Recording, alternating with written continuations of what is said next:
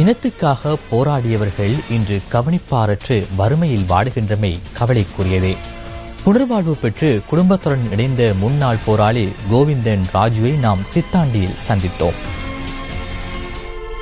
போர்க்களத்தில் துணிச்சலுடன் செயற்பட்ட கோவிந்தன் ராஜு இன்று உடல் முழுவதும் யுத்த வடுக்களை சுமந்தவராய் வாழ்ந்து வருகின்றார். இறுதிக்கட்ட யுத்தம் தீவிரமடைந்த போது முள்ளிவாய்க்காலில் சரணடைந்த இந்த முன்னாள் போராளி 2010ஆம் ஆண்டு குடும்பத்தாருடன் இணைக்கப்பட்டார்.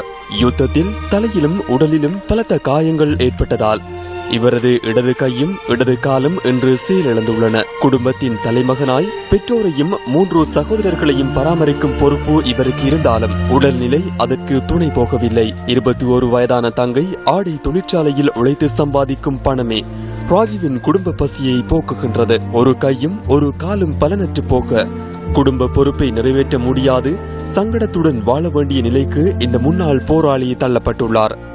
2006 இந்த போராட்டத்தில் நன்றி கொண்டனர்.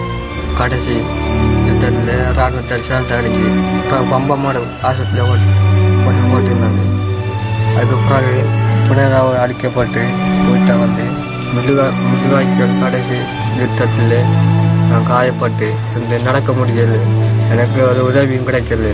எம்பி மாதிரி இருந்து எங்களுக்கு ஒரு உதவியும் செய்யல. அவங்க இந்த எண்ணத்துக்கு தான் எங்களை வந்து பார்க்குறாங்கல்ல ஒன்றும் செய்கிறாங்கல்ல.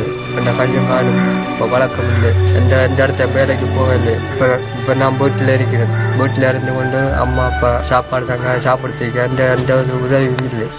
யுத்த பாதிப்பை தேர்தலுக்கான போர் வாசகங்களாக பயன்படுத்தி பதவிகளை அனுபவிக்கும் அரசியல் தலைமைகள் மக்களுக்காய் ஆயுதமேந்த நிர்பந்திக்கப்பட்ட முன்னாள் போராளிகள் குறித்து கரிசனை கொள்ளாமை வேதனைக்குரியதே.